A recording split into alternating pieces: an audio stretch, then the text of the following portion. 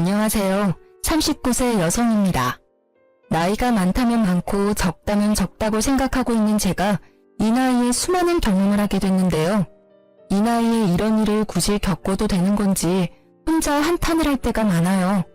결혼한 여자라면 시댁과 남편 사이에서 많은 일을 겪게 되는데 다른 사람이 다 겪는 평범한 일이 아닌 왜 나만 이런 유난스러운 일을 겪어야 하나 짜증나더라고요. 저와 남편 사이에 있었던 일로 이제 저 혼자만 끙끙 앓고 싶지 않아 이렇게 사연을 보냈습니다. 우리 남편과 시댁이 얼마나 유별난 사람인지 한번 들어보실래요? 저는 친정엄마와 단둘이 살다가 1살 많은 남편과 결혼했어요. 친정아버지는 10년 전 교통사고로 돌아가셨고요. 친정아버지가 살아계셨을 때도 원래 형편이 좋지 못했어요. 그래서 전 고등학교 다닐 때부터 평일 주말 가리지 않고 매일 알바를 해왔는데요. 근데 친정아버지가 돌아가신 이후부터 엄마와 단둘이 살게 됐고 전 더욱 독하게 마음먹으며 일하게 됐어요. 제가 어릴 때부터 엄마는 가정부로 일했어요. 제가 지금 남편과 결혼하고 나서도 늦은 나이까지 가정부로 일을 하셨고요. 아버지가 하늘나라로 갔기 때문에 남편과 결혼을 해야 할지 고민이 많이 됐어요. 아무래도 엄마 혼자 작은 집에 남아서 지낸다고 생각하니까 마음이 쓰이더라고요. 친정엄마는 자기 신경 쓰지 말고 시집 가고 싶으면 마음 편하게 가라고 했어요. 그래서 전 그렇게 무거운 마음을 내려놓고 남편과 결혼했는데요. 그렇게 저와 결혼한 남편은 20대 후반부터 가게를 운영한 자영업자예요. 남편은 오래전부터 본인 사업을 꾸리는 게 꿈이었던 사람이라서 남들이 대학 갈 때 본인은 바로 일하게 됐다고 해요. 열심히 여기저기 가게에서 알바를 하다가 남들은 몇 번 망한 뒤 성공한다고 하는 사업을 남편은 운이 좋게도 첫 가게가 바로 성공하여 가게 3개까지 늘릴 수 있었어요. 그런 남편의 가족은 시어머님, 시누이가 전부예요. 시아버님은 암으로 돌아간 지 몇 년 되셨어요. 그래서 남편이 시어머님과 아가씨를 책임지고 있었고요. 저와 결혼하기 전까지만 해도 남편의 가게 수입은 나쁜 편은 아니었다고 해요. 근데 자세한 내막을 살펴보니 꼭 그렇지만은 않았어요. 남편이 저와 결혼하기 전 가게 운영이 바짝 잘 되는 것 같아서 매장을 늘린 거였는데 저와 결혼할 무렵부터 가게의 사정이 좋지 않았다네요. 그래서 남편과 결혼 준비하면서 엄청 싸웠어요. 당신 나한테 결혼하자고 프로포즈할 때 돈 많이 모아놨다고 결혼 걱정하지 말라고 했었잖아. 그거 다 거짓말이었어? 요즘 가게 사정 안 좋다며. 가게 사정 안 좋은 거 어떻게 알았어? 엄마가 그래? 아니면 내 동생이? 누가 얘기했는지가 중요해? 어제 당신 보려고 가게 갔는데 없어서 매장 매니저한테 물어봤더니 당신 친구 만나러 잠깐 나갔다고 말하면서 요즘 가게 사정 안 좋은데 사장인 당신은 매장 도울 생각 전혀 안 한다더라. 가게 지금 적자라며 대출금도 매달 나가는데 당신은 오히려 대출금 내야 할 돈으로 매일 탱자탱자 놀고 있다며. 난 당신이 매장 운영 잘 되는 편이고 그래서 매장 3개까지 늘렸다고 하길래 수입이 안정적인 줄 알았더니만 그거 다 허풍이었네. 매니저 말로는 이 상태 계속 유지되면 조만간 폐업도 생각해야 한다고 하던데 맞아? 이 자식은 할 말 못할 말 구분 못하고 걔 말이 맞아. 요즘 가게 사정 안 좋고 당신한테 미리 말 못해서 미안하고 아직 가게 대출금도 아직 다 못 갚았어. 원래 매장 운영 잘 되던 편이라서 내가 굳이 신경 안 써도 됐었어. 다만 최근 몇 달 동안만 가게 매출이 좀 안 좋았던 것 뿐이야. 그동안 장사가 잘 된 편인데 대출금 다 못 갚은 게 말이 안 되잖아. 당신 대출금도 다 못 갚은 수준이면 돈도 많이 못 모았겠네? 그래놓고 왜 나한테 결혼하자고 한 거야? 당연히 너 좋아하니까 결혼하자고 한 거지. 자기야, 우리가 고작 몇 달 짧게 만난 사이도 아니고 이런 일로 헤어지거나 하지 말자. 내가 가게 대출금만 있을 뿐이지 사채 빚이 있거나 한 게 아니잖아. 그러니까 이런 일로 서로 마음 상해하지 말자. 이때 남편한테 숨기지 말고 모든 걸 다 오픈하라고 말했습니다. 남편은 이제까지 돈을 많이 벌고 모아둔 것처럼 프로포즈를 했던 사람인데 알고 보니 그게 다 허풍이었어요. 남편이 저와 결혼하자고 말했을 때 전 감추지 않고 솔직하게 말했었어요. 모아둔 돈이 3천만 원 밖에 없다고 했는데 본인은 많으니까 걱정하지 말라고 하더라고요. 그래놓고 저와 남편이 모아둔 돈 모두 합치니 1억조차 넘지 않았어요. 이 돈으로는 집 구하는 것부터 결혼식까지 준비하는 게 어려웠어요. 그래도 남편이 앞으로 잘하겠다고 떵떵거리길래 그 말을 믿고 대출 등 여러 도움을 받아 결혼하기로 남편과 합의 보게 됐습니다. 근데 시어머님은 그런 제가 마음에 들지 않았나 봐요. 결혼 허락을 구하러 갔을 때부터 우리 결혼은 물론 저의 사정을 듣고 똥 씹은 표정으로 항상 절 바라보셨어요. 부모님은 무슨 일 하시니? 엄마는 가정부로 일하시고 아버지는 오래전에 교통사고로 돌아가셨어요. 그래서 가족은 엄마와 저 둘뿐입니다. 돌아가시기 전에 아버지가 어머니나 너 앞으로 남기고 간 유산 같은 건 전혀 없고 사망보험금이라든지. 네? 없는데요. 그런 건 왜 물으세요? 너희 둘이 결혼한다고 이렇게 내 앞에 떡하니 앉아있는데 너희들 결혼할 때 쓸 비용부터 너 친정집 사정까지 모두 내가 알고 있는 게 맞다. 그럼 어머님이 너희 결혼할 때 도와줄 돈도 하나도 없겠네? 그러면서 그 푼돈으로 결혼하겠다고 하는 거야? 무슨 생각으로? 요즘 결혼이 애들 장난도 아니고 전셋집만 구해도 1억이 훌쩍 넘어가는데 그 1억도 안 되는 돈으로 어떻게 집을 구하고 결혼식을 올리겠다고 하는 거야? 난 너 생각을 모르겠다. 너한테 결혼하자고 말한 내 아들도 아들이지만 그걸 또 받아준 너가 참 이해가 안 간다. 누가 처음부터 모두 다 갖춰서 하겠어요. 다들 처음엔 부족하게 시작하지만 살면서 하나하나 채워가는 거라고 하잖아요. 말은 그렇게 해도 결혼하고 나면 꼭 그렇지도 않다. 다들 왜 부잣집 애인 만나서 결혼하려고 애를 쓰겠니? 처음부터 제대로 자리 잡고 시작해야 나중에도 잘 되는 법이다. 난 내 아들이 착하고 성실한 예비며느리 데리고 온다고 하길래 기대했더니만 모아둔 돈이 고작 3천밖에 없다고 했지? 고작 3천밖에 안 모아놨으니 당연히 그런 소리가 자연스럽게 나오지. 우리 아들 어디에 내놔도 하나 빠지는 구석 없는 놈이다. 지금까지 선생님, 공무원 등 직업 좋고 돈도 많은 집안에서 선보자고 난리였는데 그때 선짜리 나가게 할 걸 엄청 후회하는 중이야. 아, 그래요? 제가 그렇게 마음에 안 드세요? 지금 와서 그런 소리 해봤자 무슨 소용이니? 내가 그런 마음을 갖고 있었다는 거야. 돈 많은 처갓집에 장가가서 호강 누리면서 살길 바랬는데 그게 안 되니까 아쉬워서 그렇지 뭐. 나도 너희 친정처럼 도와줄 능력 안 되니까 그 얼마 안 되는 푼돈으로 니들 알아서 결혼 준비 잘 해봐라. 얼마나 잘할지 모르겠지만.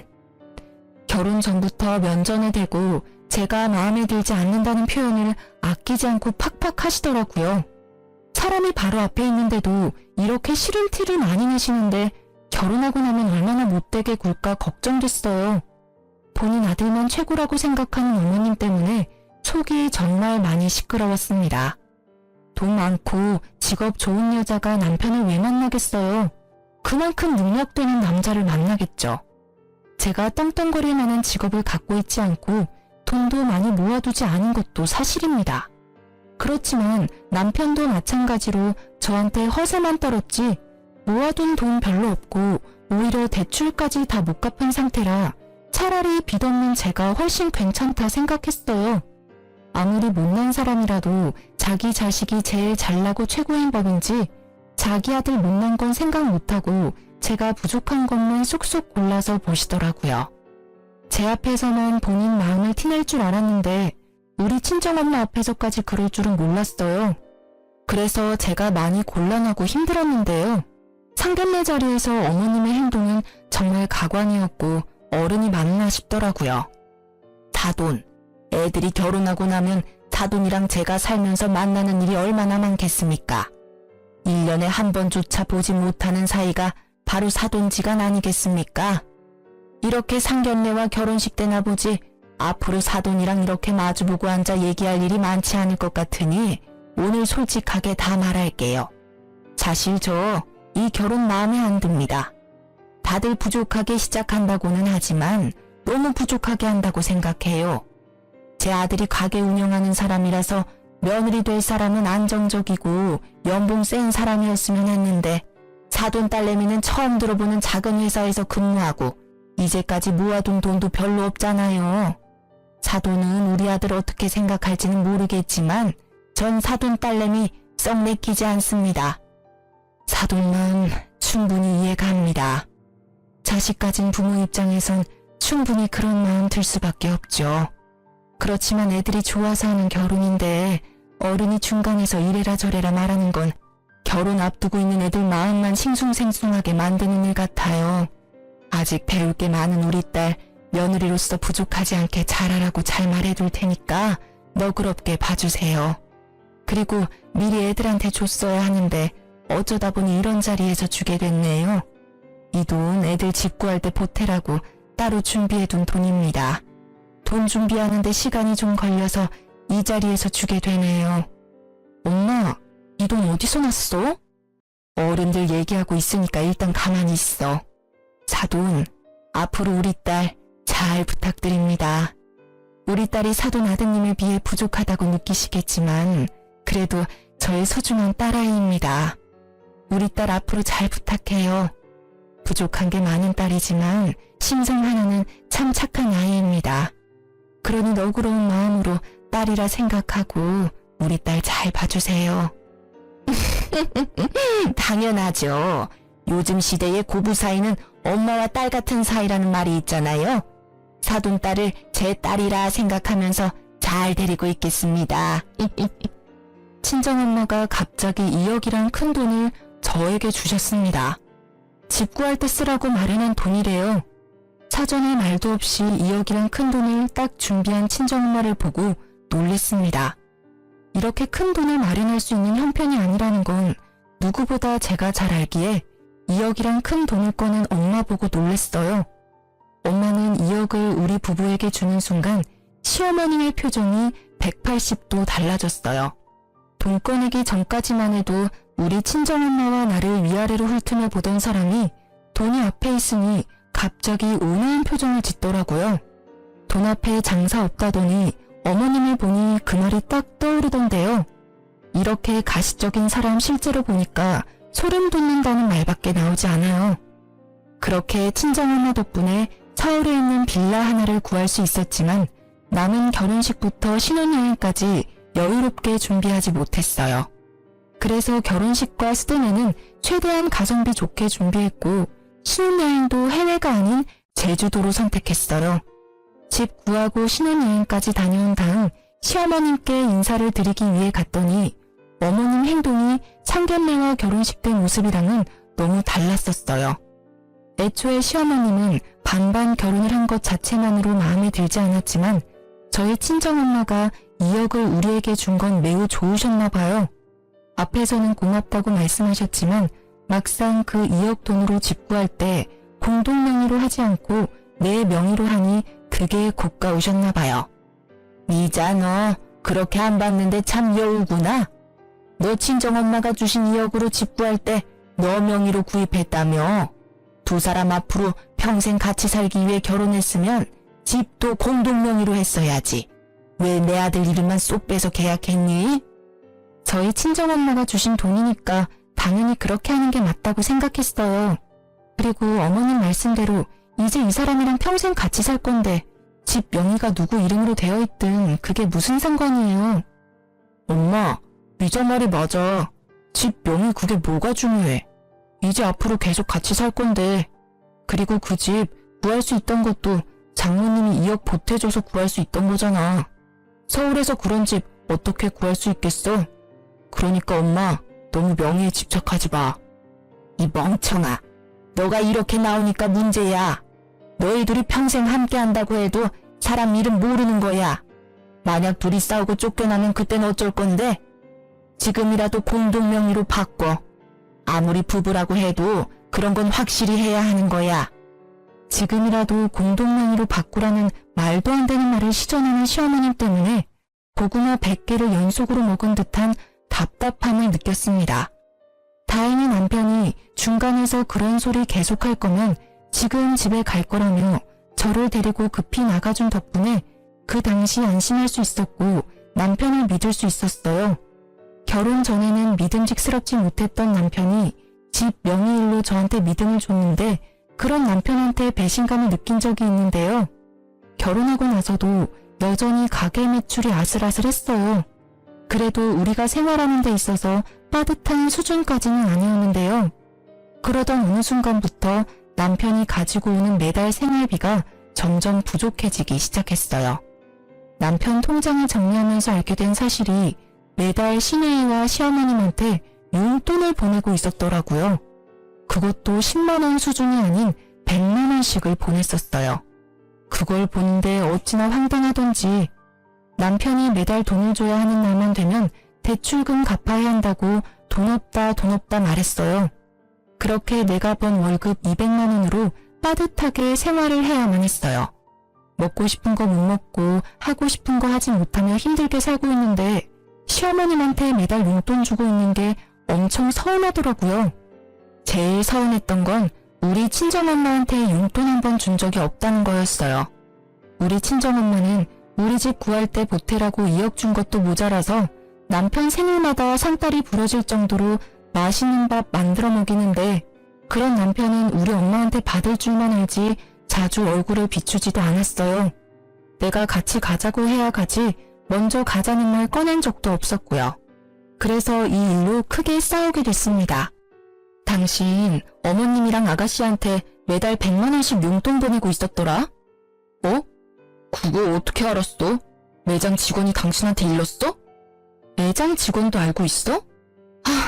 매장 직원도 아는 사실을 이제까지 나한테 숨겼던 거였어? 당신은 날 와이프로 생각은 해? 매장 직원도 아는 사실을 왜 나만 모르고 있어야 하냐는 거야.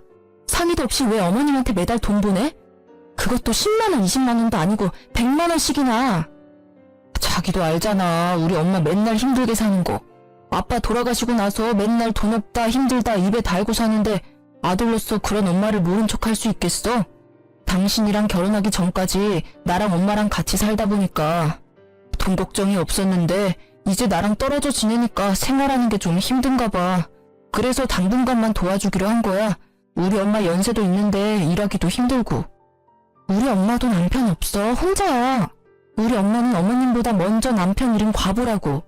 그래도 엄마는 지금까지도 일 열심히 해. 그래서 지금까지 나한테 손 벌린 적도 없어. 어머님은 우리 엄마랑 나이 차이가 얼마나 난다고 연세가 많아서 일을 못한다고 해? 어머님 아직 60대야. 내 친구 시어머님들은 정년퇴직 진작에 했는데도 집에만 있으면 몸이 간지럽다고 심심할 때마다 알바한다더라.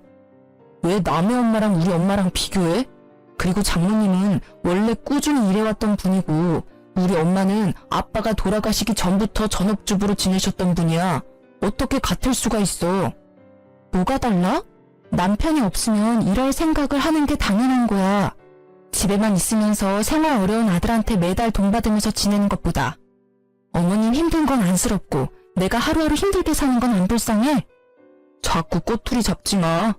내가 술 마시면서 엉뚱한 곳에 돈 쓴 것도 아니고 엄마한테 용돈 몇 번 준 건데 그걸 왜 자꾸 시비 거냐고. 용돈 몇 번? 시비? 당신 말 그런 식으로 할래?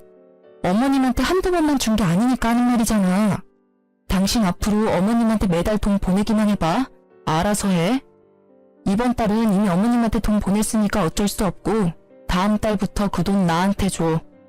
지금 생활 자체가 빠듯해서 적금도 못 들고 있는데 차라리 그 돈으로 적금을 들어야 되겠어. 남편이랑 돈 문제로 자주 싸웠어요. 하지만 달라진 건 없었어요. 한두 달은 어머님께 용돈을 주지 않는 것 같았지만 뒤에서 몰래 주는 걸 몇 번 들킨 적이 있었고 우리 엄마한테 직접 안부 전화를 하거나 찾아가는 일도 없었고요. 아들 같은 사위가 되겠다고 했으면서 아들은 개뿔. 동네 이웃 아줌마 아들보다 우리 엄마를 더 안 챙겨요. 남편이 이렇게 돈 문제로 실망을 계속 주다 보니 남편한테 숨긴 사실 한 가지가 있는데요. 남편이랑 결혼한 지 3년차가 되었을 무렵 우리 외할아버지가 돌아가셨어요. 저는 그 소식을 듣고 깜짝 놀랐어요. 왜냐면 제겐 외할아버지가 없는 줄 알고 살아왔거든요. 사실 40년 전 엄마가 결혼할 당시에 외할아버지가 가난한 아빠를 크게 반대하는 바람에 엄마는 결국 할아버지랑 연을 끊고 살았다고 해요. 아빠가 죽기 직전에 처음 연락을 드렸지만 그는 장례식도 가기 싫다는 말에 엄마는 마음 깊이 상처를 받아 저에게 외할아버지란 존재도 알려주지 않았다네요. 그런데 그런 외할아버지가 상태가 위독하다는 연락을 받았고 엄마는 30년 만에 처음 병실에 누워있는 외할아버지를 만난 거였죠. 할아버지가 암 때문에 투병 생활을 하고 있었고 몇 년 동안 병원에 있었다고 해요. 엄마는 그런 할아버지 앞에서 펑펑 우셨어요. 일주일 뒤에 할아버지가 돌아가셨고요. 할아버지 유일한 자식인 엄마는 할아버지의 전 재산을 상속받게 됐는데요. 할아버지는 총 30억이 넘는 재산과 서울 중심에 있는 큰 상가 건물 한 채를 갖고 계셨어요. 그걸 모두 엄마가 상속받게 된 거였고요. 한순간에 많은 돈을 얻게 된 엄마는 그런 저에게 이 사실을 바로 알렸고 엄마와 마찬가지로 저도 굉장히 놀랐어요. 처음 본 외할아버지가 일주일 만에 돌아가신 건 안타까웠지만 매일 혼자 살면서 힘들게 가정부 일을 하고 있는 엄마가 안쓰러웠는데 이제 돈 때문에 허덕이지 않아도 되는구나. 이기적일 수 있지만 제겐 다행이라고 생각했어요. 이 사실을 남편에게 알려야 하나 고민이 많았지만 전 알리지 않기로 했어요. 제가 맨날 돈 문제로 고민하는 걸 아는 친정엄마도 굳이 알리지 말라고 했고요. 사실 엄마도 남편과 시어머님을 굉장히 괘씸하게 보고 있거든요. 시어머님은 우리 결혼할 때 도와준 거 하나도 없으면서 정작 우리 엄마한테 이것저것 바라는 눈치였고 게다가 남편보다 내가 아래인 것 마냥 대하는 어머님의 태도가 마음에 들지 않았다고 했어요. 그리고 남편도 날 평생 책임질 것처럼 데려가 놓고 정작 시어머니만 챙길 뿐 고생은 제가 다 하고 있으니 속상하다고 매번 말씀하세요. 그런데 어느 날 오랜만에 본 엄마의 낯빛이 유독 어둡고 요즘 몸에 기력이 없다고 하셔서 대학병원에 데려가 종합검진을 받게 해드렸는데요. 의사 말로는 신장 기능이 너무 떨어져 있어서 당장 혈액투석을 준비하자고 말씀하셨어요.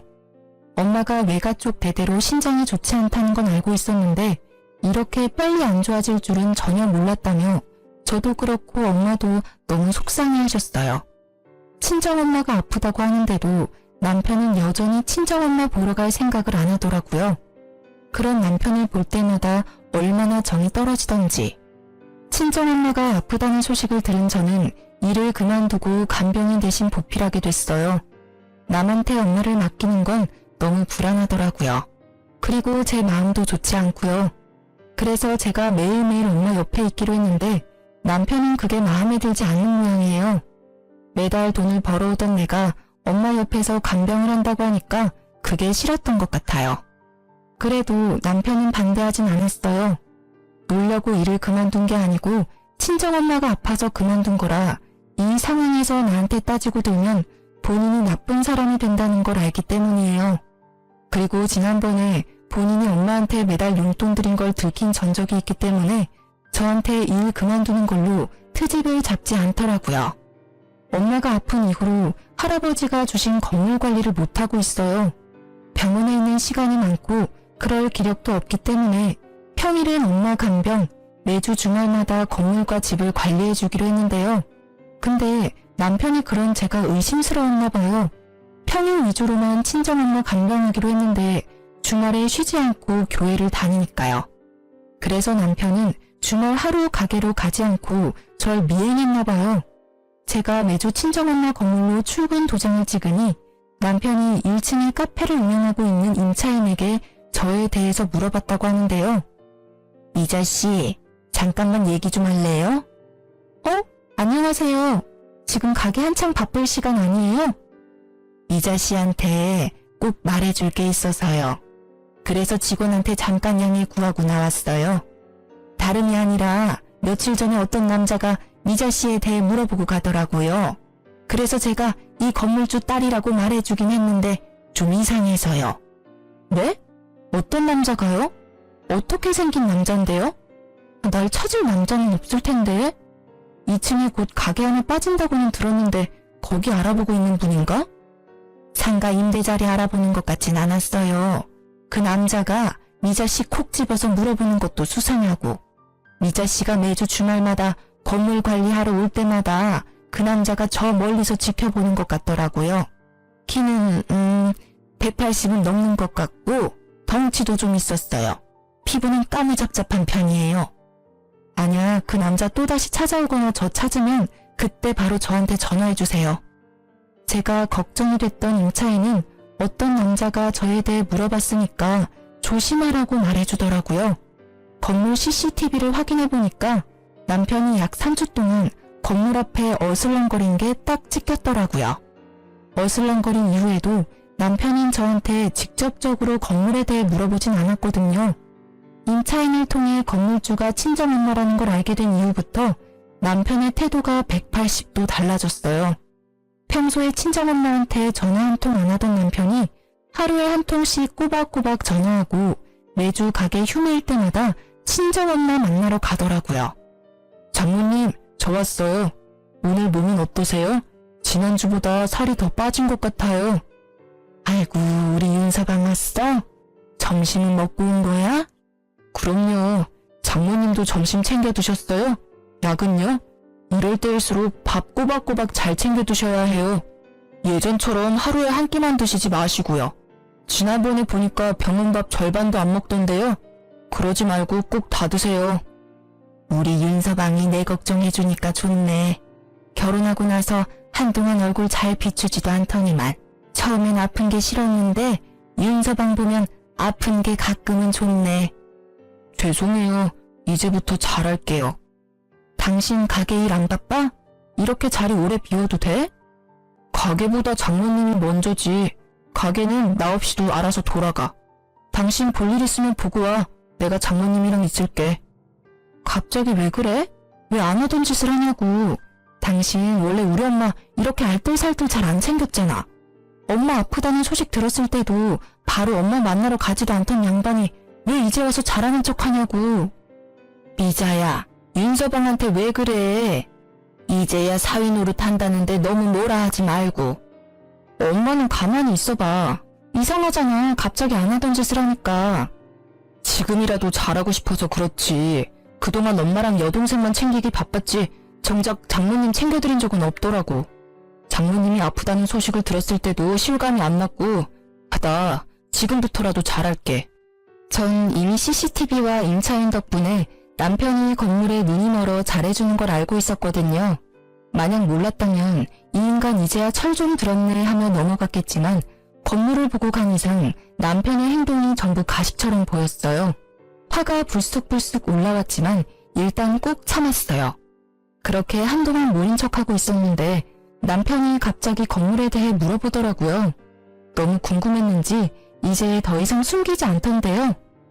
여보, 물어볼 게 있는데 장모님 건물 하나 있어? 지난번에 장모님이 어떤 사람이랑 통화하는 거 엿들었는데 건물 어쩌고 저쩌고 하는 것 같길래 일부러 엿들은 건 아니고. 아, 건물? 있지. 외할아버지가 돌아가시면서 엄마한테 물려준 건물이야. 나도 알게 된 지 얼마 안 됐어. 미리 말 못해서 미안. 에이, 미안하긴. 어머님 건물인데 일일이 나한테 설명 안 해줄 수도 있지 뭘. 근데 그 건물 장모님 돌아가시면 그대로 당신한테 상속되는 건가?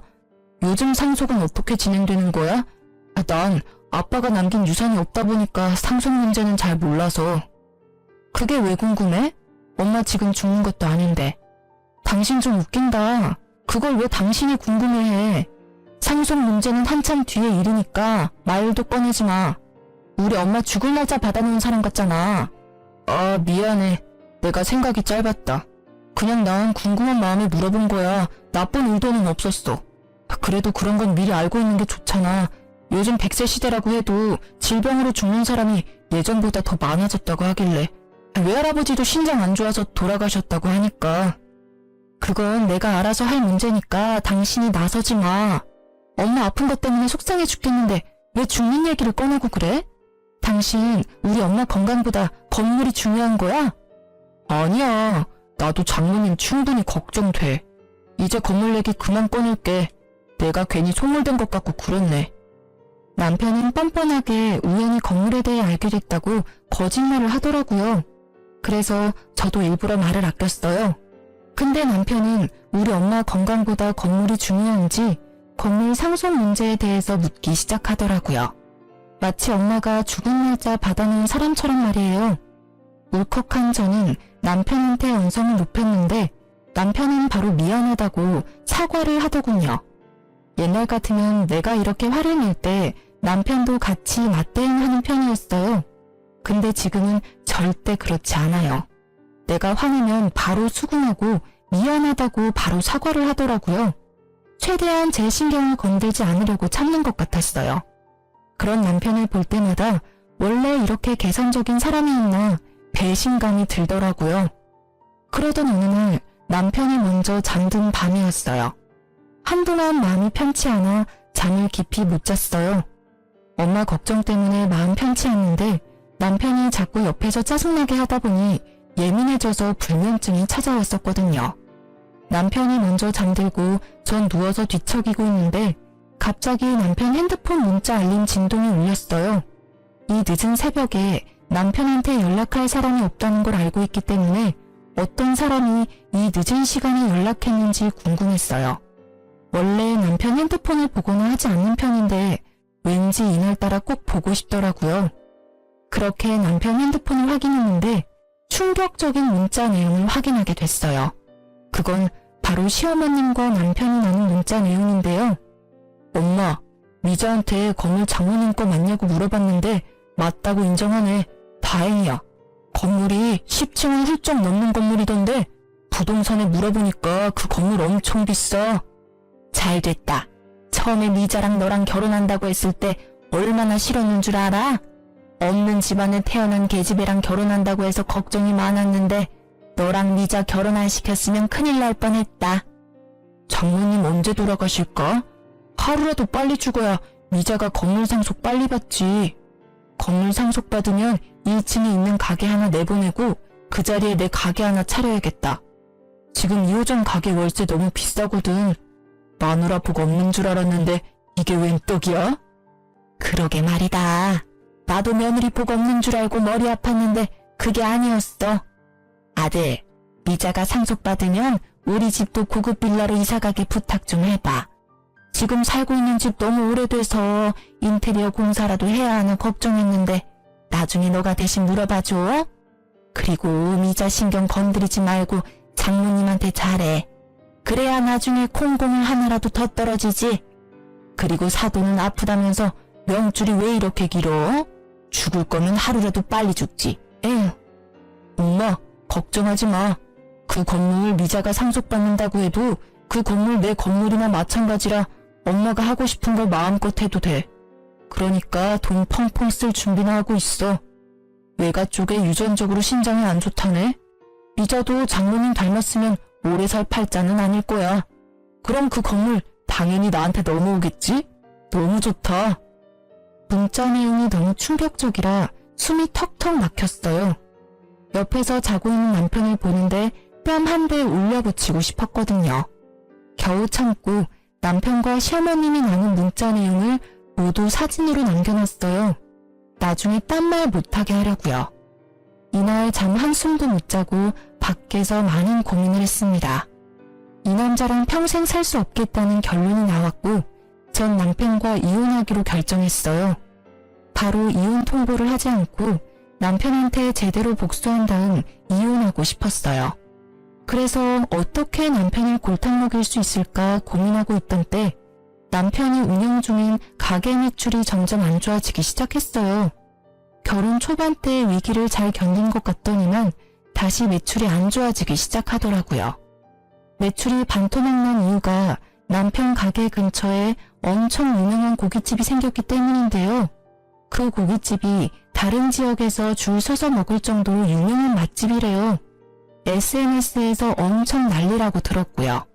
그 가게가 2호점을 냈는데 하필 남편 가게 근처에 오픈을 하게 됐더라고요. 남편은 동네 단골 장사로 운영되고 있던 고깃집이라서 금방 망할 위기에 놓였어요. 남편은 이겨낼 수 있다고 자신있게 말하더니 아무리 홍보를 열심히 해도 반토막이 난 매출이 다시 오르진 않더라고요. 맨날 적자만 나니까 그걸 충당할 돈이 없고 직원들 월급 밀릴 위기까지 처해지자 폐업하기로 결정했어요. 보통 폐업을 하면 근심 걱정이 많은 얼굴로 다녀야 하는데 오히려 남편은 콧노래를 부르며 좋아하더라고요. 그래서 왜 이렇게 기분이 좋냐고 물어봤는데요. 당신 폐업한 사람 맞아? 요즘 콧노래 자주 부르는 것 같아. 당신 그 가게 오래 운영했잖아. 그만큼 애정이 많았던 거 아니었어? 폐업해서 기분 안 좋을 줄 알았는데. 에이, 안 될 것 같으면 이렇게 단칼에 정리할 줄도 알아야 해. 그리고 당신 나중에 건물 물려받을 거니까 내가 힘들게 돈 벌지 않아도 되잖아. 나도 이제 쉴 때가 됐지. 이제 마누라 덕 좀 보고 살아보자. 룰루랄라 노래를 부르면서 백수로 지내고 있는 남편을 보니 아주 미치고 팔짝 뛰겠더라고요. 이젠 대놓고 건물을 탐내는 남편 때문에 더 이상 이혼을 늦추면 안 되겠다 싶더라고요. 그래서 전 본격적으로 남편에게 복수를 하기로 결심했는데요. 여보, 며칠 전에 엄마한테 건물 어떻게 할 거냐고 물어봤는데 나한테 최대한 빨리 줄 거라고 하네? 뭐? 정말? 우리 장모님 통 크시네. 역시 장모님은 쿨하고 아주 멋진 사람이야. 당신도 장모님 본받아. 근데 조건 하나가 있어. 너네 엄마랑 연 끊고 살면 증여해준다네? 그렇게 할 수 있어? 그렇게 안 하면 엄마 죽을 때까지 그 건물 안 주겠대. 죽고 나서도 건물 안 줄 수도 있고. 자식이라고 해서 무조건 그 건물 받을 수 있다고 생각하는 건 아니지? 그 건물주인 엄마가 나한테 상속 안 한다고 하면 못 받는 거야. 그러니까 그 건물 하루라도 빨리 받고 싶으면 지금 당장 너네 엄마랑 연 끊고 살래? 엄마랑 안 보고 살라고? 그게 말이 돼? 다른 조건도 아니고 엄마랑 연을 끊고 살라니. 어떻게 부모 자식이 안 보고 살아? 그럼 건물 없던 걸로 해야지. 어쩔 수 없네. 엄마한테 말할게. 우리 그 건물 필요 없을 것 같다고. 아니, 잠시만. 나한테 시간을 줘. 알겠다. 내가 엄마 안 보고 살게. 그럼 그 건물 당신한테 가는 거 맞지? 그럼 녹음기에 대고 말해. 뭐? 그렇게까지 꼭 해야 돼?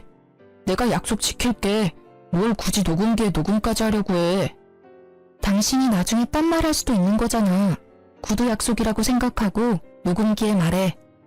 남편은 녹음까지 하는 건 오버라고 난리를 쳤지만 전 끝까지 녹음해야 한다고 강력하게 말했어요. 싫으면 건물 포기하라고 말했더니 결국 녹음을 직접 하더라고요. 시댁과 연을 끊고 살기로 약속을 받아냈어요. 명절, 제사, 생신 모두 챙기지 않기로 했으며 매달 시어머님께 준 용돈도 바로 끊기로 약속했어요.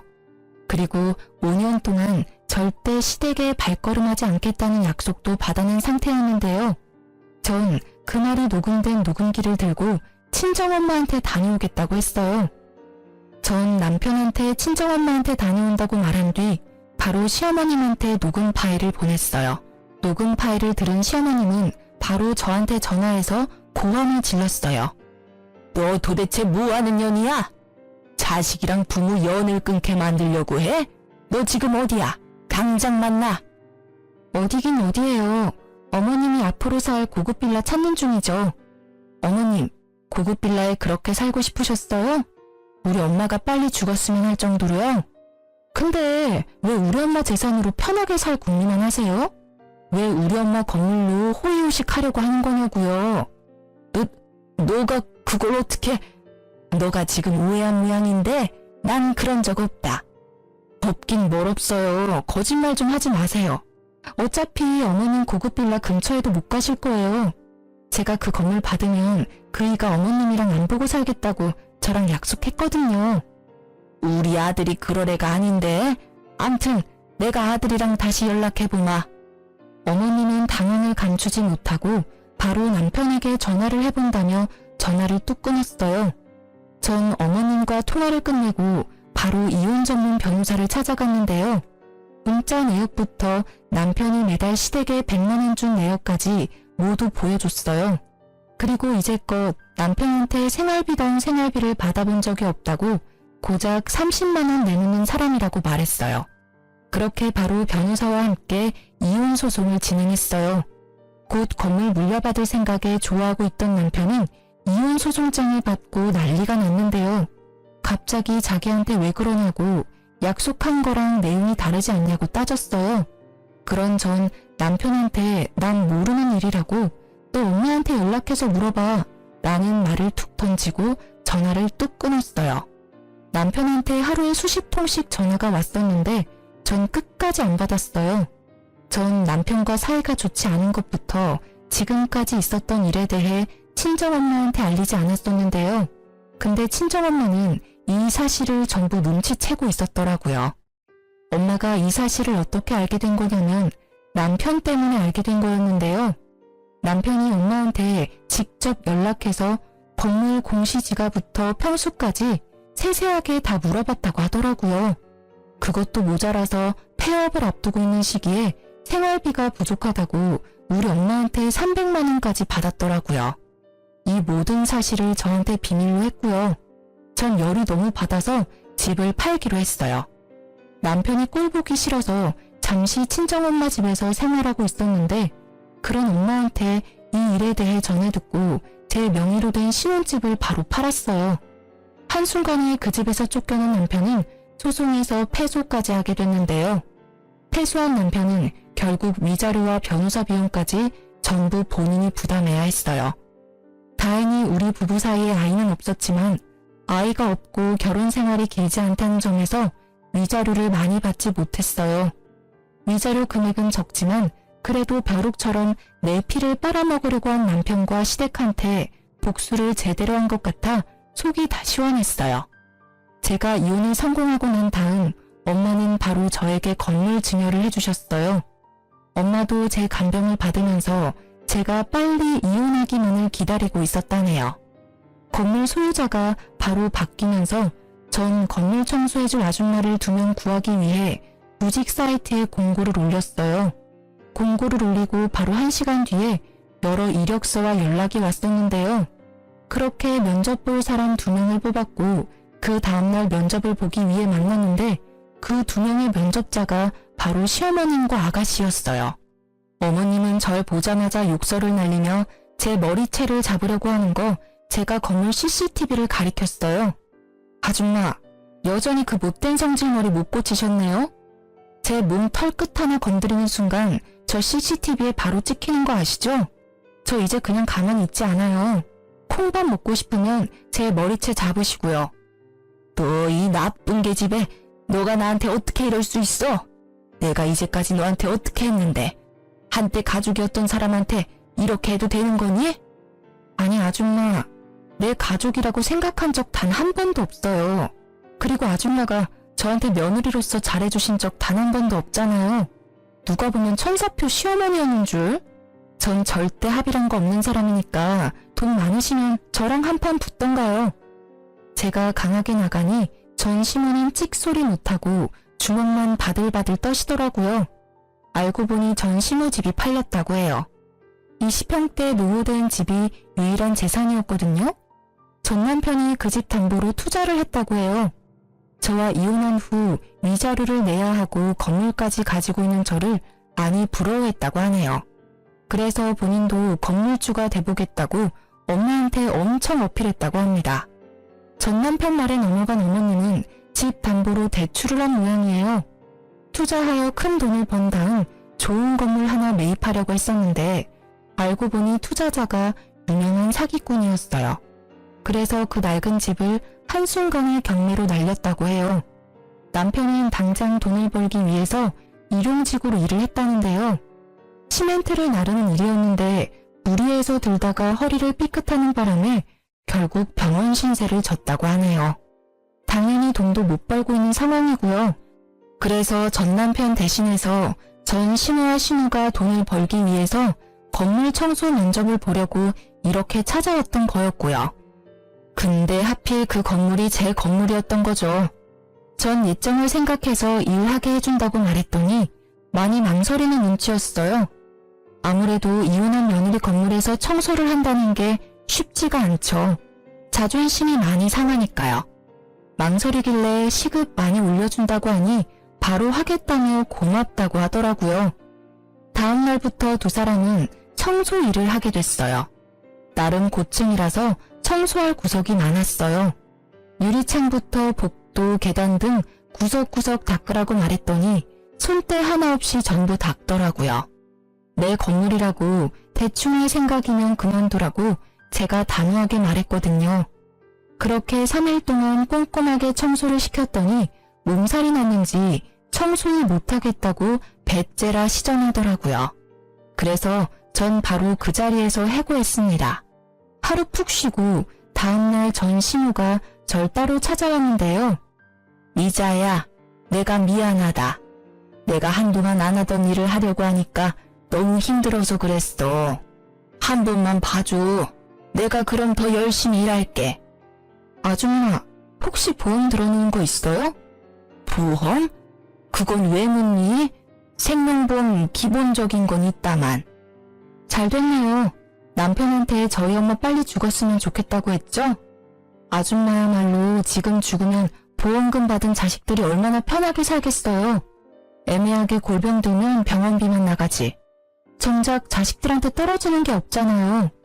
일찍 죽으면 고생하는 자식을 얼마나 편하겠냐고요. 그러니까 지금이라도 자식한테 밉보이지 않고 잘하셔야죠.